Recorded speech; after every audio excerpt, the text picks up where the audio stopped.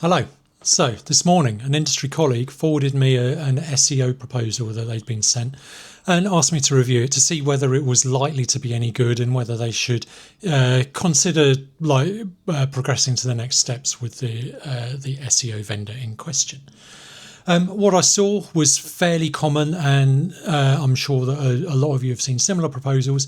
And to be honest, it bugged me a little bit. So I figured I'd just jump on here and I'll explain why, so that when you're presented with similar proposals yourselves within your own e-commerce businesses, you'll be able to kind of, with a little bit of authority, say whether it is actually an e-commerce first SEO offering or whether it is just generic SEO 101 applied to an e-commerce site.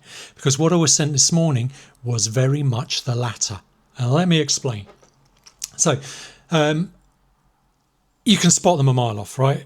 A generic SEO proposal, it's probably they've fired the SEMrush or other type of tools, automated audit at your website. They have pulled out a list of things that they think they can charge you to fix, and they said, oh, this is everything that's wrong with your website. Why don't you speak to us and we can help you resolve that, and here's your retainer fee, thank you very much. Now the problem is, problem one, no prioritization, right? So a list of things that you can fix on a website, great. You show me any website in the world, I can show you SEO fixes that can be applied to it, but not all of those are actually going to push the needle. Now, when we're talking about an e-commerce website, we've got to think about that next level as well. And that next level is, what is the e-commerce website for? Well, it is a commercial transactional website, right? We want people to come and buy. So this was the thing that really was a big red flag in this proposal, is that right from the start, they were talking about their process, they're talking about their workflow, their strategy, and it led with, we will do our keyword research and we will group these into clusters, and then we'll create a strategy around these different types of content clusters. And one of the things it prioritized was informational content. Now, if you've seen my previous video about what we know about AI and AI SEO as relates to e-commerce, you'll know that it's really important and becoming increasingly important by the day, that it is absolutely clear what the purpose of your website is.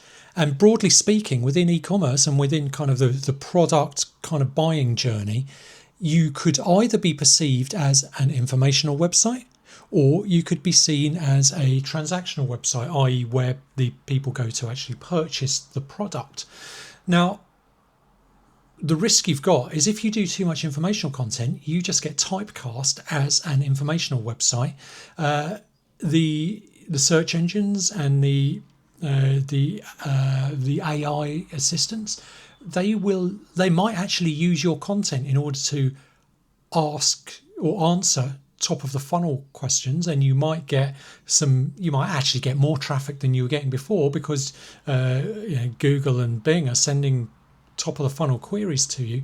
But as soon as someone goes to the search engine with a very kind of high commercial intent, like where to buy product X, even if you sell that product, and even if Google or Bing has previously been sending traffic to your website that has been answering questions about that product, and they've been landing on your blog and your content pages, you still probably will not get as much visibility for the actual product type transactional terms as you would have previously for the informational, because your site isn't seen as somewhere people go to learn, not where people go to buy, and the opposite is true. So you make your site very clearly a site where people go to buy and not where people go to learn. So here is the big red flag, and how you can avoid a lot of heartache within your e-commerce SEO is look at your e-commerce SEO strategy, and if it is a content first and the majority of that content is informational, then the chances are you are you're sleepwalking into a situation where your site is no longer seen as an e-commerce site. It's seen as a learning resource, and that is absolute suicide for an e-commerce business. Now, it's all very well saying what shouldn't be done. So what should be done? What is it that really does differentiate an e-commerce first SEO strategy from a generic SEO 101 applied to e-commerce. And so for me, there are a couple of things I look for. The first one is how much importance have they given to your product data, your navigation, your filtering, what product attributes you're exposing, all of this kind of stuff, how you're structuring it, what subcategories have you got? Have you got the right subcategories? Are they talking about category expansion? Are they talking about, we need to add all of these different kind of filters in order to show that we are able to meet the needs of different types of searchers who are looking for different product attributes and different kind of configurations, or different it might be in fashion, it might be sizes, colors are an obvious one. In tech, like laptops, it might be the amount of memory, the screen size, the price is obviously a good one. All of these kind of common filters that we see that we're used to using ourselves, but it's amazing how much of a blind spot we've got for them on our own websites. So first thing within e-commerce SEO, and a lot of SEO practitioners who are doing the kind of the SEO 101 and applying it to e-commerce kind of miss this. They don't realize that this is stuff that really should be in the remit of SEO. And you wouldn't necessarily go in and blindly, without kind of consulting with a client, change their entire taxonomy and category structure and stuff like that. But it's certainly something that you should be offering a view on. And the number of times I've kind of helped to rescue clients from content first SEO strategies, and just pointed out that, you know what, all of the value sits in your catalogue. So you can actually consider this as another one of those 80-20 rules that's so prevalent throughout so much of kind of online business. 80% of the value in e-commerce SEO comes from your catalogue, 20% comes from what you do around the rest of the site and the content and stuff like that.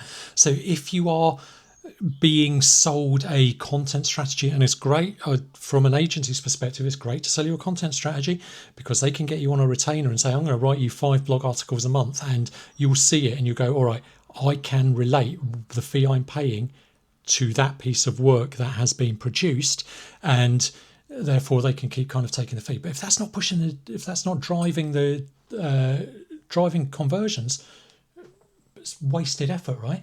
And so if that is what that's what you're buying, you're putting your SEO fee into the stuff that only makes 20% of the difference. Why are you not being told about the stuff that makes 80% of the difference? So if you have an incumbent SEO agency, review your strategy and decide whether it's actually an e-commerce first strategy. And if you're being presented by like an SEO agency has approached you and you are weighing up different proposals, just ask them how important is the catalogue and what they intend to do to improve it. Because if that's not in the proposal, take that, screw it up, chuck it in the bin. All right, hopefully that's been useful for some of you. I will see you on the next video. Thanks for watching.